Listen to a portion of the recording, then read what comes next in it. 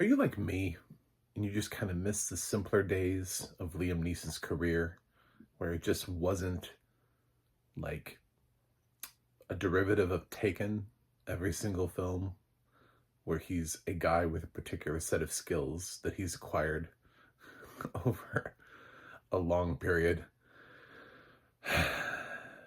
Like thinking about Love Actually and him just being a dad, giving his kid advice. There's nobody's going to get murdered. Nobody's going to get tracked down. The skills that he's acquired are really just sort of personal skills, learning to read people. I'm John Stark from MacTheMovieGuy.com, your favorite blind film critic, and this is In the Land of Saints and Sinners, which, yes, is once again a Liam Neeson revenge thriller. It does have audio description, albeit hard to find, and it's, I would say, probably one of the better ones of these, because Liam Neeson has made several that are really just like nobody's even trying to make a film here. Like nobody's really even trying with memory or retribution to make a successful film. They're trying to make a low budget Liam Neeson film. This one has sort of very much like a UK sensibility to it, where they're taking it and they're trying to make some sort of art form out of what Liam Neeson has been doing for the last, I don't know, 15 years now since Taken came out? Yeah, it's been that long.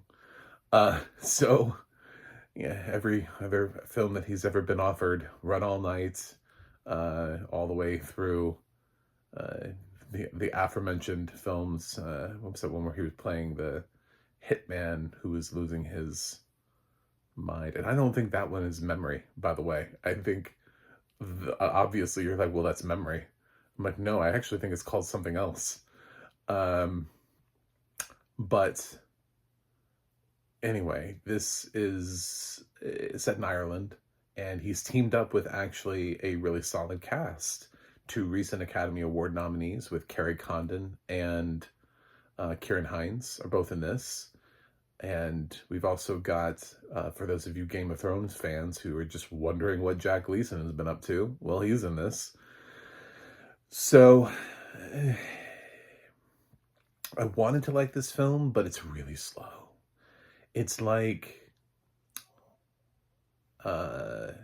somebody watched In the Name of the Father and was like, could we make this slower?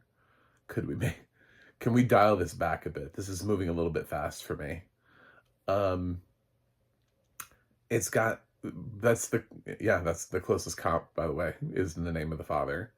Of things that I can think of where it's sort of a little bit of an Irish bombing revenge story plot thriller thing.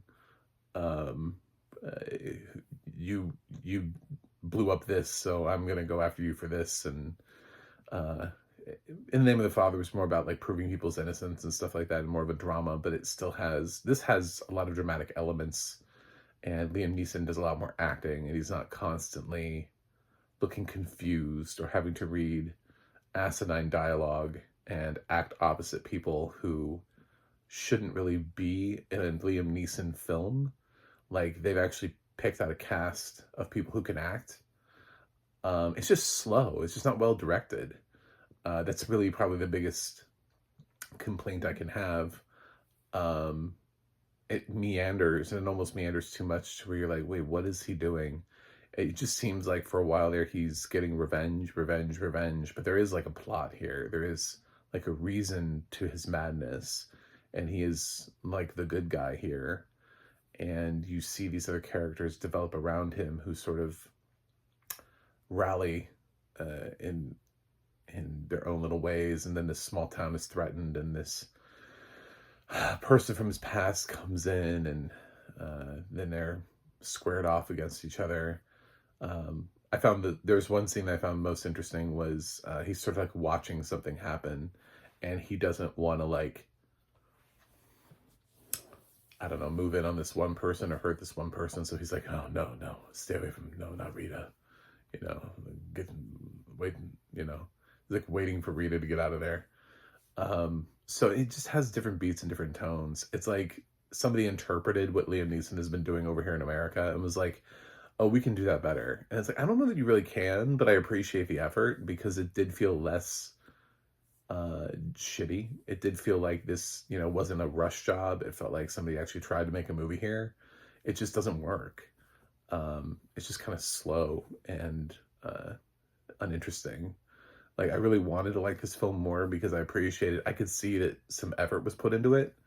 But at the end of the day, and it's not like they're here, unlike some of the other films where I'm like, okay, well, there's some really atrocious acting happening opposite Liam Neeson. Here, he's got fucking Kerry Condon, who is great in this, by the way. He's actually pretty good in this too. Liam Neeson, given the material, is actually not bad. Um, Karen Hines and Jack Leeson and the rest of the cast are just, they're all fine. It's not like the acting doesn't drag this film down, which is really such, it doesn't really matter who he's working with. It just, you know, I mean, he's got Retribution, I think, has Guy Pearce, who, like, everybody's like, oh, he's going to win this year for The Brutalist. It's like, have you seen Retribution? You know, because I wouldn't vote for him. I'd be like, his last film was Retribution. I think he should be nominated because he should have been nominated for Memento. He's owed the ability to be said Academy Award nominee. But when I'm thinking about winner, I'm like, I don't know if he's that consistent because he wasn't even that good opposite Liam Neeson in a shitty Liam Neeson movie. So, yeah, it's it could be better. It could be more interesting. It's just shy of 2 hours. Like, it's an hour, about like an hour 50, I think. So, audio description was fine. Like I said, it's just kind of like a slow movie that moves slowly, but it's trying to do that. It's trying to obviously take the formula and do something different with it and be more interesting, which occasionally works. Occasionally, some of those Liam Neeson thrillers that have an angle or a slightly interesting twist to the Taken plot line end up being kind of interesting. It's the same thing with John Wick and how we have John Wick is very much a derivative of Taken also. But John Wick has sort of come into its own universe of things where there's also like this clandestine organization, and then you get that series of films where because he doesn't have that in Taken, he doesn't have the clandestine organization no one's ever heard of. So now we have like a subset of films where not only is somebody unsuspecting having a particular set of skills, but they're also fighting this clandestine organization of some kind. And that subset of films has worked fairly well, with some more successful than others. But the Taken derivatives, some of them are better than others, but some of them are, the more recent ones have just been hot garbage that I think, I'm not even sure they're going to theaters. I think they're those, like, maybe they're like screen fillers. Like, sometimes we get a film, because it's hard to get, if you have like a multiplex, it's really hard to get like 20 films. I'm seeing films released in my theaters that never would have been released 15 years ago. You know, when I was working there, that we never had that kind of stuff there because we were always full of Hollywood content. Hollywood's not producing the kind of content. It's not staying relevant because it's dropping off quicker. It's opening smaller and dropping off quicker so that it can move to streaming. And instead they're filling it with films in other languages. Obviously, you know, Hindi cinema has really blown up. So I don't know that stuff like this isn't still in theaters because you need seat fillers. But I look at sort of where I used to work and think about what it is that we opened, and I see what they're opening now, and I'm like, we would have never had the space for that years ago. And now they have all the space in the world to open anime and all sorts of things. You could say it's because tastes change, but I think it's also simply because movie watching has changed and films are falling off and they have a much shorter shelf life. You can't leave a movie in theaters for 12 weeks anymore. That just doesn't happen. So a movie's got to be churned out and put out to pasture. because its streaming platform, its streaming release date is in like a month or two. So it can't have that long ass run that some great films like Pirates of the Caribbean. I remember that like opened in July, and I think we had it to like November.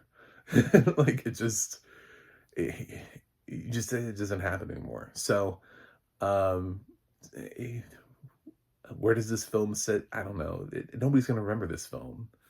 Um, is it? It's marginally better. There was more effort that was put into it, but it's still kind of slow.